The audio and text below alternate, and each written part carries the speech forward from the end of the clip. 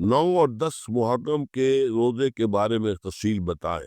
रोज़ा 2 दिन का मसनून है, नफ़िल है, 9-10 का रोज़ा या फिर 10-11 का रोज़ा? नहीं, 9 और 10 का है और ये मसनून है। वैसे नफ़ली रोज़ा शुमार होगा, लेकिन चूँकि हुज़ूर जब मदीने तशरीफ़ लाए, तो मदीने के यहूदी जो हैं ये 10 मुहर्रम का रोज़ा रखते। हुज़ूर ने पूछा कि ये क्यों रखते हैं आप रोज़ा? तो उन्होंने कहा कि इस तारीख़ को हमें जो आले फ़िरौन से उनसे निजात मिली थी और फ़िरौन गर्क हुआ था और हम आज़ाद हुए थे। तो हुज़ूर ने फरमाया कि मूसा पर तो हमारा हक़ तुमसे ज़्यादा है, हम मूसा को मानते हैं, पूरी तरह मानते हैं।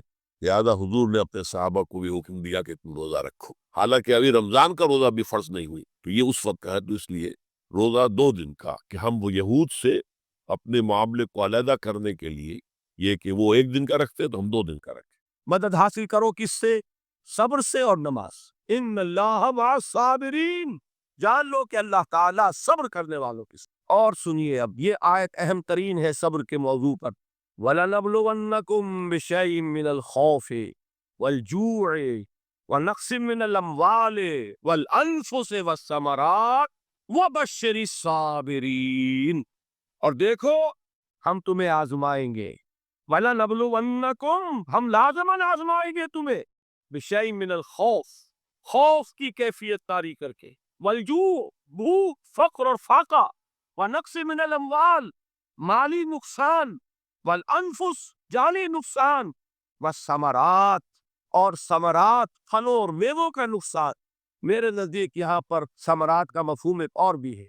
एक तो साफ था, खजूर की फसल तैयार है, ग़ज़वा तबूक जाने का हुक्म मिल गया, कौन उतारेगा? और खजूर वक्त पर उतरी नहीं, बर्बाद हो रहा है। ये हो रहा है ना मेवों का नुकसान। और मेरे नजदीक यहाँ ये भी है, बसा औकात बहुत सी मेहनतों का नतीजा इंसान देखता है कि ज़ाय चला गया। मैंने 10 साल मेहनत की, हासिल कोई नहीं। ये समरात क्या है? मेहनतें, मेहनतों के समरात का ज़िया। कोशिश आपने की, किस्मत की खूबी देखी है, टूटी कहा कमन, 2-4 हाथ जब के लबे बाप है। Be prepared. एक शायर के ये अशार हैं, वो कम्युनिस्ट था, मैं नाम भी नहीं लेता, लेकिन ये कि ये इसी इनकलाबी, चूंकि उनका भी एक इनकलाबी नजरिया है, इनकलाबी अमल में ये सारे मराहिल आते हैं। कोई सेटबैक आया, फर्ज कीजिए कोई नाकामी हो गई, वो अपने साथियों को दिल बधाने के लिए, ये फसल उम्मीदों की हमदम, इस बार भी गारत जाएगी, सब मेहनत सुबह शामों की अब के भी अकारत जाएगी। मेरे नदी के समरात का जो लफ्ज यहाँ आया है, वनक्स मिनल अम्वाल वल अनफुस वस्समरात, सब मेहनत सुबह शामों की अब के भी अकारत जाएगी।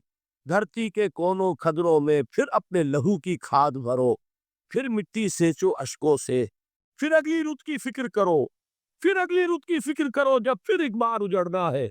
एक फसल पकी तो भर पाया, तब तक तो यही कुछ करता है। एक मकसद है साहब, इनकलाब बर्पा करना है। एक कोशिश नाकाम हो जाए कोई परवाह नहीं, नेक्स्ट, फिर तैयार रहो नाकामी के लिए। ऐसा ना हो जो अंग्रेजी में कहते हैं, hope for the best but be prepared for the worst.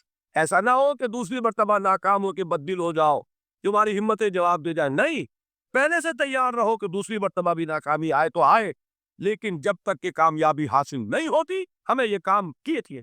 सब्र का मादा नहीं होगा तो आप काम नहीं कर सकेंगे।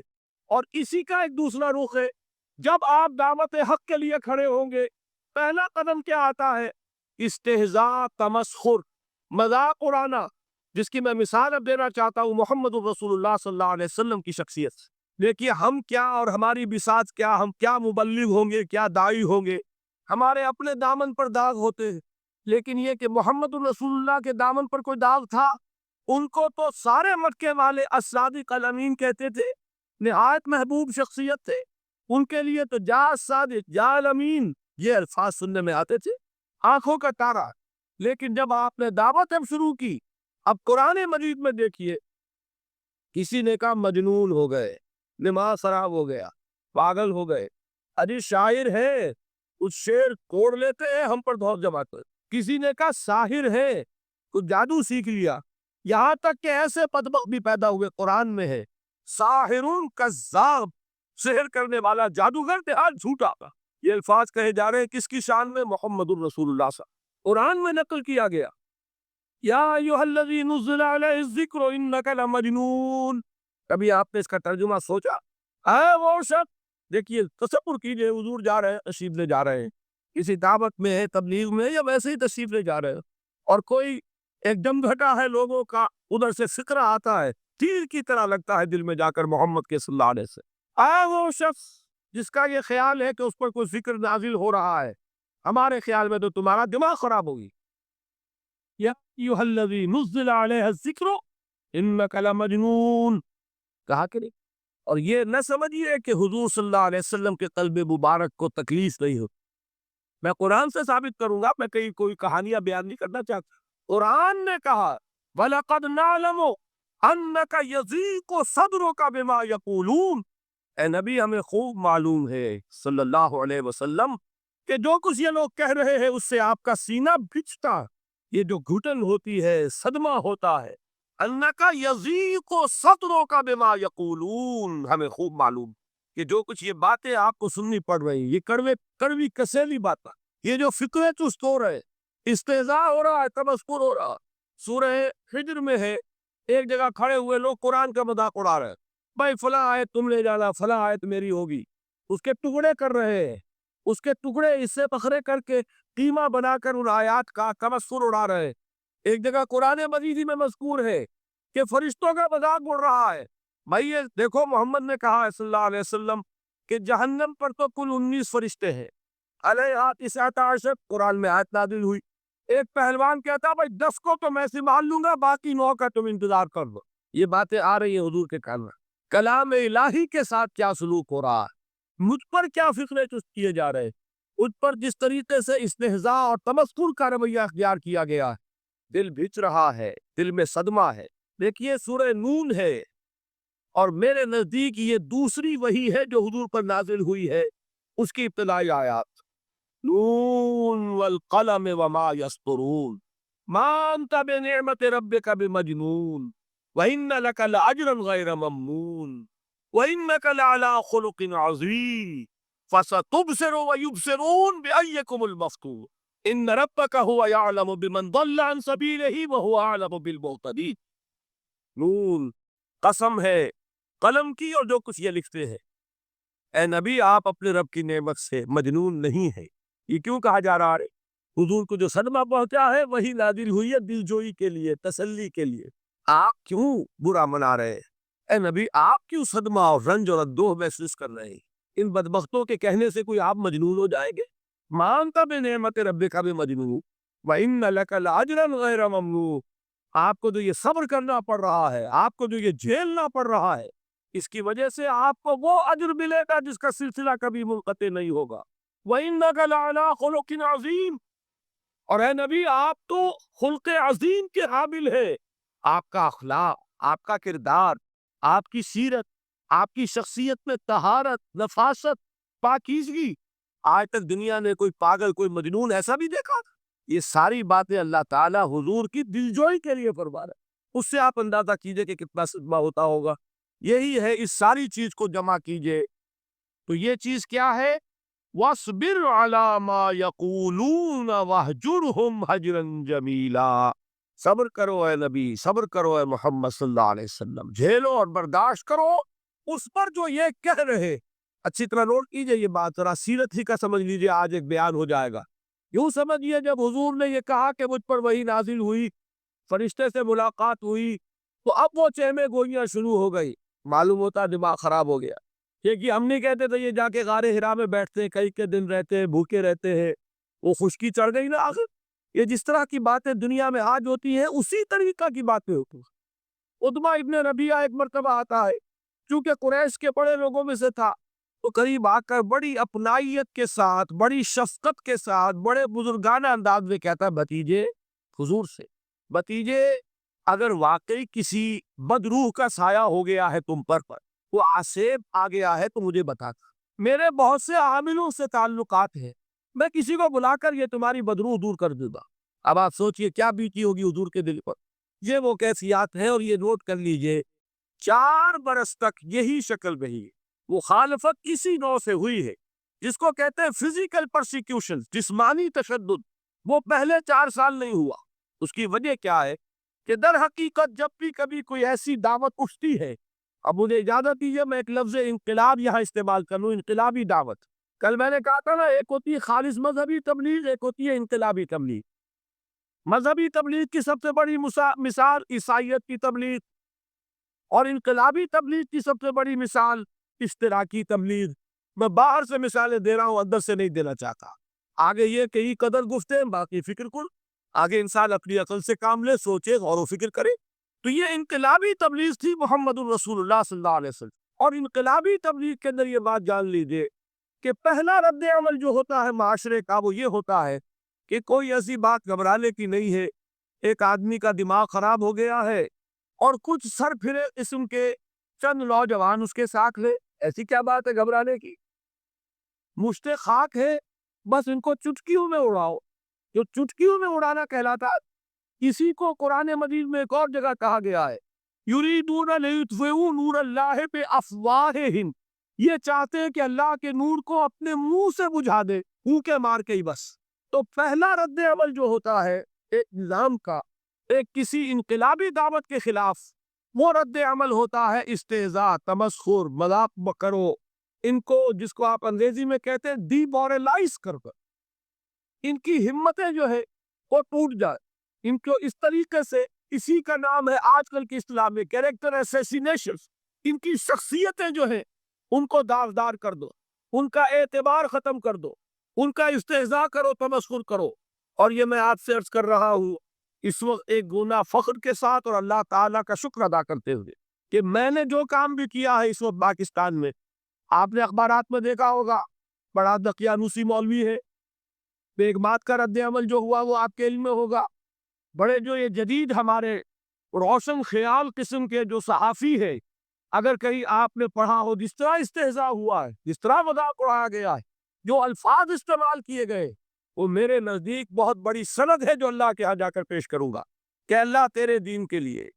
میں نے اپنے گھر سے کوئی بات نہیں کہی، میں نے جو بات کہی وہ جو شریعت محمدی کی بات ہے وہ کہی۔ اگر اپنی طرف سے کہی ہو، کوئی اضافہ کیا ہو، تو اللہ تعالیٰ کی بھٹکار ہو مجھ پر اور لعنت ہو مجھ پر۔ لیکن اگر میں نے وہی کچھ کہا جو شریعت محمدی کا تقاضا ہے اور قرآن اور سنت کی بات ہے، تو پھر اگر مجھے کسی نے پاگل کہا اور کسی نے دقیانوسی کہا اور کسی نے اور فقرہ تست کیا، تو میں اس کے لیے، میں تو سمجھتا ہوں میرے لیے وہ سند ہے جو اللہ تعالیٰ کے ہاں میں جا کر پیش کروں۔ اور یہ جان لیجئے کہ وہی بات ہوتی ہے ہمیشہ، ہسٹری ریپیٹس اٹسیلف۔ وہ بات کریں گے جو حضور نے کی تھی، وہی رد عمل سامنے آئے گا جو اس وقت آیا۔ اس لیے کہ یہ تو جو انسانی مزاج ہے وہ نہیں بدلا، معاشرے کا انداز نہیں بدلا، وہ جو کام ہوگا اس کا رد عمل ابتدائی وہی ہوگا۔ اور اس میں در حقیقت امتحان ہوتا ہے صبر کا۔ کیا دل شکستہ ہو کر بیٹھ رہے گا انسان؟ ہمت جواب دے جائے گی؟ کمر ٹوٹ جائے گی؟ قوت ارادی اور عزیمت جو ہے مزمحل ہو جائے گی؟ پھونکوں سے چراغ بجھ جائے گا؟ یہ جو میں نے آیت آپ کو سنائی تھی، اس کا بڑی خوبصورت کی صاف ترجمہ کیا ہے مولانا ظفر علی خالد کہ نور خدا ہے کفر کی حرکت میں خندہ زن، پھونکوں سے یہ چراغ بجھایا نہ جائے گا۔ یریدون لیطفئوا نور اللہ بافواہہم واللہ متم نورہ ولو کرہ الکافرون، یہ چاہتے ہیں کہ اپنے منہ کی پھونکوں سے اللہ کے نور کو بجھا دے، حالانکہ اللہ تعالیٰ تو اپنے نور کا اتمام فرما کر رہے گا، خواہ ان کافروں کو کتنا ہی ناگوار ہو۔ اس کی ترجمانی ہے نور خدا ہے کفر کی حرکت پہ خنددن، پھونکوں سے یہ چراغ بجھایا نہ جائے۔ بہرحال اس مرحلے پر میں نے آپ کو دو صبر بتائے۔ صبر کس چیز سے؟ اپنا کیریئر دنیاوی جو بھی آپ حاصل کر سکتے تھے، صحیح آدمی ذہانت لگائے گا تو دین کی دعوت دے گا ایٹ دی انٹلیکچوئل لیول۔ اور یہ بات جان لیجئے کہ یہ چیز دنیا میں کسی کمائی کا ذریعہ نہیں بن سکتی، اسے قربانی دینی پڑے گی کیریئر کی، اپنے مفادات کی، تب کام کر سکے۔ عام آدمی وقت لگائے گا، صلاحیتیں صرف کرے گا، اپنی وہی اس وقت اور توانائی سے پیسہ بنا سکتا تھا۔ آج کل تو آپ کو معلوم ہے کہ بڑی سادی ہو گئی ہے یہ حساب کتاب کی بات، بہت سادہ۔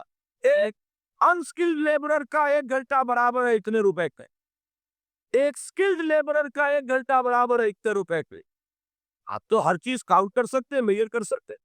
جو شخص 1 گھنٹہ لگا رہا ہے اس نے کوئی پیسہ خرچ کیا ہے، اسی وقت کو لگا کے وہ پیسہ بنا تھا، اسی ذہانت اور صلاحیت سے وہ تو کمائی کرتا، ادھر لگایا۔ تو وہ جو کمی ہو رہی ہے اس کو برداشت کرنا، اس کو جھیلنا اور خوش دلی سے برداشت کرنا، یہ سمجھنا کہ در حقیقت یہ سب کچھ کیا ہے کہ اللہ تعالیٰ کے ہاں اس کا جو ثواب ملے گا۔ یہ صبر کا ایک رخ، اور استہزاء ہو، تمسخر ہو، مذاق اڑے، فکرے چست ہو، دقیانوسی کہا جائے، ریئیکشنری کہا جائے، یہ بڑے ریئیکشنری ہے، یہ بڑے پچھلے زمانے کے لوگ ہیں، اگلے وقتوں کے ہیں یہ لوگ، انہیں کچھ نہ کہو، جو کہا جائے سنو۔ وَاصْبِرْ عَلَىٰ مَا يَقُولُونَ وَاهْجُرْهُمْ هَجْرًا جَمِيلًا، اور صبر کیجئے محمد صلی اللہ علیہ وسلم۔ دیکھیے کوئی پہلو ایسا نہیں ہے جس میں ہمیں ہدایت قرآن مجید سے اور سیرت محمد صلی اللہ علیہ وسلم سے ملنا جائے۔ اگر اللہ تعالیٰ مقام دعوت پر فائز ہونے کی توفیق عطا فرما دے تو جو مرحلے پیش آئیں گے وہ آپ کو نظر آ جائیں گے سیرت محمدی میں صلی اللہ علیہ وسلم، اور اس وقت حضور سے جو کہا گیا اس سے آپ کے دل پر بھی اس کے زخمی جو آپ کا دل ہے، آپ کے احساسات ہیں، اس پر مرہم رکھا جائے گا۔ وَلَقَدْ نَعْلَمُ أَنَّكَ يَضِيقُ صَدْرُكَ بِمَا يَقُولُونَ، ہمیں خوب معلوم ہے کہ جو کچھ آج تمہیں سننا پڑ رہا ہے اس سے تمہارا سینہ بھجتا ہے، تمہیں رنج اور صدمہ ہوتا ہے، لیکن وَاصْبِرْ عَلَىٰ مَا يَقُولُونَ، جو کچھ یہ کہہ رہے ہیں اس پر صبر کیجئے، اس کو جھیلیے اور برداشت کہ عادت پڑے گی۔ پھر معاشرے کی درستی کے لیے ضروری ہے کہ بدلاؤ، ایک تھپڑ اس نے لگایا ہے تو تھپڑ اس کے لگے تو اس کے بھی 14 طبق روشن ہو، تاکہ کسی اور کو تھپڑ مارنے کی ضرورت اس میں نہ ہو۔ یہ صحیح ہے کہ معاشرے کی درستی اسی میں، لیکن جو دعوت کا معاملہ ہے بالکل جدا ہے اس کے قانون۔ اور حضرت مسیح کے الفاظ کیا تھے یا نہیں، بہرحال انجیل میں یہ ہے، اور میں جو بات عرض کر رہا ہوں وہ یہ ہے کہ وہ بالکل صحیح ہے۔ مقام دعوت کے دوران یہی طرز عمل صحیح ہے، اور یہی طرز عمل محمد رسول اللہ نے صلی اللہ علیہ وسلم اپنے ساتھیوں کو تلقین فرمایا۔ وہ کیا ہے؟ وہ الفاظ جو ہے انجیل کے وہ یہ ہے کہ اگر کوئی تمہارے داہنے گال پر تھپڑ مارے، ماں بھی پیش ہے۔ اگر کوئی تمہارا چغا لینا چاہے لالش کر کے تو تم اس کو کرتا بھی اتار کے دیتے۔ اگر کوئی تمہیں بیگار میں 1 کوس لے کے جانا چاہے تم 2 کوس اس کے ساتھ جاؤ۔ اس پر کہا گیا کہ یہ بڑی غیر فطری تعلیم ہے۔ یقیناً قانون کے اعتبار سے غیر فطری ہے، دعوت کے اعتبار سے یہ لازمی ہے۔ یہی دعوت کی کا یہی قانون ہے جو 12 برس تک مکے میں محمد رسول اللہ نے نافذ کیا۔ صحابہ کو کیا حکم تھا؟ تمہیں کتنا ہی مارا جائے تم جواب میں کوئی کارروائی نہیں کر سکتے۔ نو ریزسٹنس، نو ریٹیلیشن۔ ریزسٹنس تو ہے، پیسو ریزسٹنس۔ ریزسٹنس کیا ہے؟ کہ پیچھے مت ہٹنا۔ وہ سارا دباؤ کیوں دے رہے تھے کہ تم اپنا تعلق منقطع کرو محمد سے صلی اللہ علیہ وسلم، تم توحید کو چھوڑو، اپنے آبائی دین میں آؤ۔ اسی کے لیے پریشرائز کر رہے تھے نا۔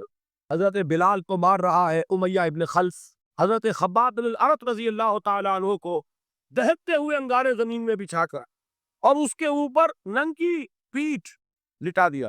آپ ذرا تصور کیجئے، ایک شخص دیکھ رہا ہے کہ دہکتے ہوئے انگارے بچھائے جا رہے ہیں، یہ میرے لیے تیار کیے جا رہے ہیں، اور پھر حکم دیا جاتا ہے کرتا اتار دو، کرتا اتار دکھا، لیٹ جاؤ، لیٹ جاتا ہے۔ کیوں؟ بڑی خیر فطری بات ہے یہ تو، اسے ہاتھ پاؤں مارنے چاہیے۔ ایک آدمی ڈیسپریٹ ہو جائے تو آپ کو معلوم ہے اس کے اندر طاقت بہت آ جاتی، اسے نظر آ رہا ہو کہ مجھے تو بھون دیں گے، کباب بنا دیں گے، تو اگر اسے اجازت ہو 2-4 کو مار کر مرے گا۔ اجازت نہیں، محمد نے ہاتھ باندھ دیے صلی اللہ علیہ وسلم، تمہیں اجازت نہیں ہاتھ اٹھانے۔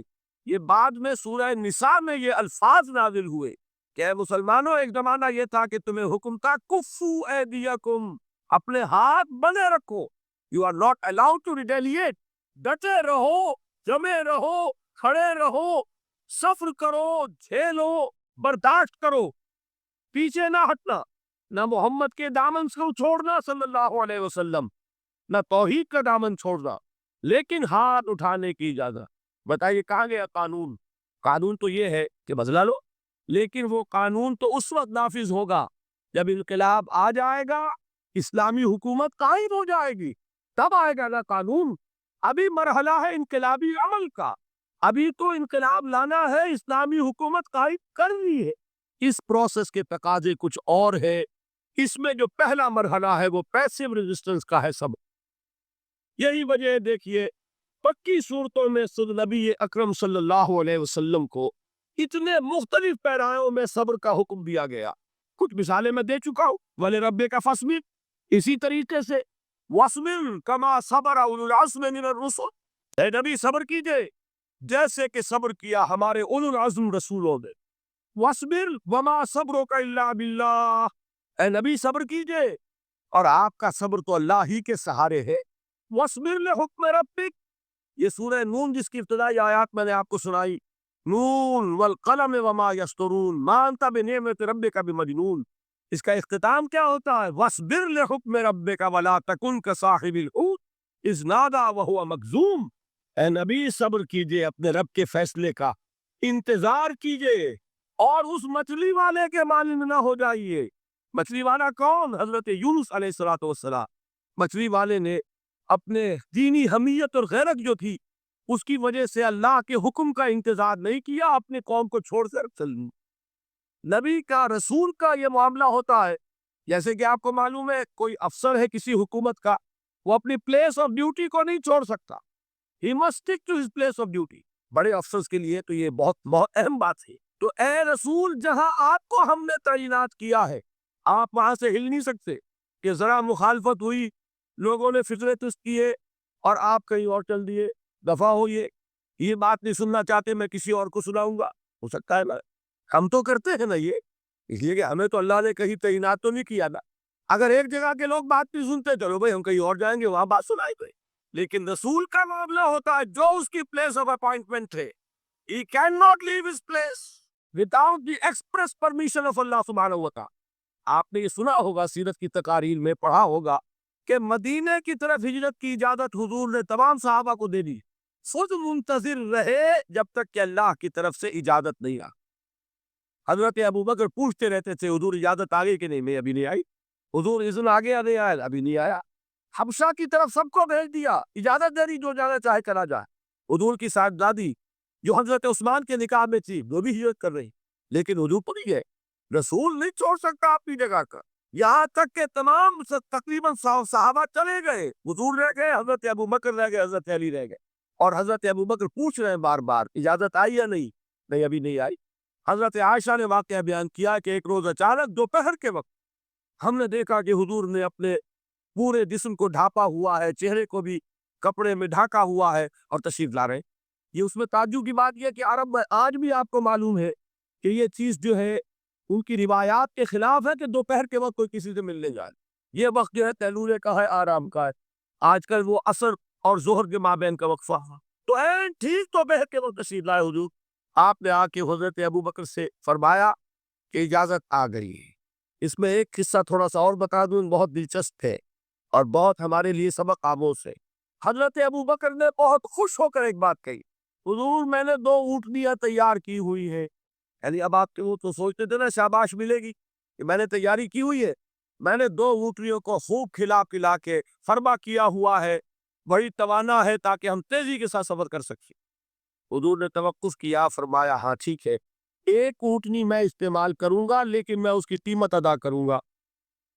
حضرت ابوبکر کی آنکھوں میں آنسو آ گئے، روتے ہوئے کہا حضور مجھ سے یہ مغایرت، کیا یہ جان اور مال کسی اور کے لیے ہے؟ آپ مجھ سے بھی کہہ رہے ہیں میری اونٹنی جو ہے وہ بھی بلا معاوضہ آپ کو نہیں فرما رہے۔ یہ ہے محمد الرسول اللہ کی غیرت اور حمیت کا۔ ہمارا معاملہ جو ہے دین کی دعوت و تبلیغ کے اعتبار سے بالکل مختلف بنا ہوا ہے، اسی لیے وہ عزت نہیں، وہ وقار نہیں۔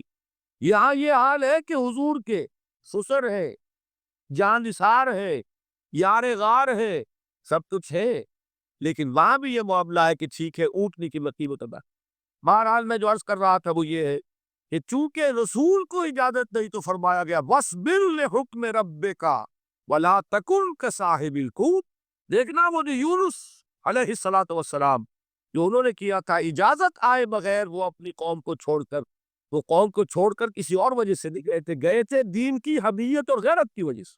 یہ بدبخت بات سننے کو تیار نہیں ہے تو دفع ہو، میں کہیں اور جا کر اللہ کی بات سے کہیں سناؤں گا، لیکن اجازت کے بغیر نہیں کہہ سکتے۔ یہی وجہ ہے کہ پکڑ ہوئی، گرفت ہوئی اور مچھلی کے پیٹ میں رہے، وہاں وہ لا الہ الا انت سبحانک انی کنت من الظالمین، اور وہاں سے پھر اللہ تعالیٰ نے نجات دی، مچھلی نے انہیں اگل دیا ساحل کے اوپر۔ یہ ایک لمبی بات ہے، یہاں حضور سے کیا کہا گیا صبر کی۔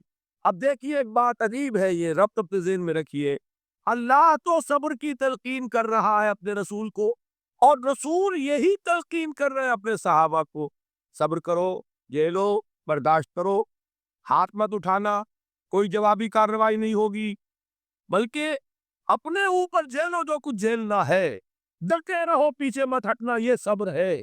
لیکن ہاتھ اٹھانے کی اجازت ہوئی۔ چنانچہ اب ذرا چشم تصور سے دیکھیے، ابو جہل اس نے جو بدترین روش اختیار کی، وہ ایک خاندان تھا، حضرت یاسر، ان کی اہلیہ حضرت سمیہ، اور ان کے فرزند حضرت عمار رضی اللہ تعالی عنہم۔ یہ غلام نہیں تھے، حضرت سمیہ تو کنیز تھی، لیکن یاسر غلام نہیں تھے۔ ان کی کہانی یہ ہے، واقعہ یہ ہے کہ یہ بہت نیک آدمی تھے یاسر، یمن کے باشندے۔ انہیں کو خواب میں بشارت ہوئی کہ نبی کا ظہور ہونے والا ہے مکے میں، جاؤ شاید ان کے قدموں تک پہنچ جاؤ۔ جیسے حضرت سلمان فارسی کی بات میں نے آپ کو بتائی، وہ تو خواب کی بشارت نہیں تھی، وہ ان کے غور و فکر کا معاملہ تھا۔ انہوں نے وہ جو آگ کی پوجا پاٹ ہے اس کو چھوڑا اور سفر کیا، اور پھر انہیں خبر دی ایک راہب نے کہ کھجوروں کی سرزمین میں آخری نبی کا ظہور ہونے والا ہے، جاؤ شاید قسمت یابی کرے۔ انہیں خواب آیا تھا، یہ یمن سے ترک وطن کر کے مکے آ گیا۔ ابو جہل کا ایک چچا تھا، بہت شریف النفس انسان، اس کے ساتھ معاہدہ کیا حلیف بن کر، اور وہ مکے میں رہنے لگے۔ اس لیے کہ نوٹ کر لیجئے، مکہ اس وقت ایک قبیلے کا شہر تھا، صرف قریش۔ یا قرشی رہ سکتا تھا وہاں، یا قرشی کا حلیف۔ اگر کسی کے ساتھ اس کی، جیسے آپ کو معلوم ہے یہاں کاروبار وغیرہ کرنے میں سعودی عرب میں شراکت جو ہے وہ کسی لوکل سعودی کے ساتھ ہوگی تو آپ کر سکتے، وہ کفیل ہے، ورنہ آپ کچھ نہیں کر سکتے۔ اسی طرح کی بات وہاں تھی کہ اگر تو کسی قرشی نے آپ کو امان دی ہوئی ہے تو آپ رہ سکتے ہیں مکے میں، ورنہ نہیں۔ یا تیسرے قرشی کا غلام، غلام تو ملکیت ہی ہے اس کی، جیسے بھیڑ بکری ہے اسی قرشی کی، اسی طرح اس کے غلام ہے۔ یہ تین کیٹیگریز تھی انسانوں کی مکے۔ اسی کو نوٹ کیجئے کہ جو بیچارے غلام تھے وہ سب سے زیادہ ستائے گئے، اس لیے کہ غلاموں کے تو حقوق ہی کوئی نہیں تھے۔ ان کو تو اگر کوئی شخص اپنے غلام کو ذبح کر دیتا تھا تو بھی کوئی پوچھنے والا نہیں۔ بالکل ایسے ہی ہے نا، آپ کی بکری آپ نے ذبح کی، گوشت کھا لی،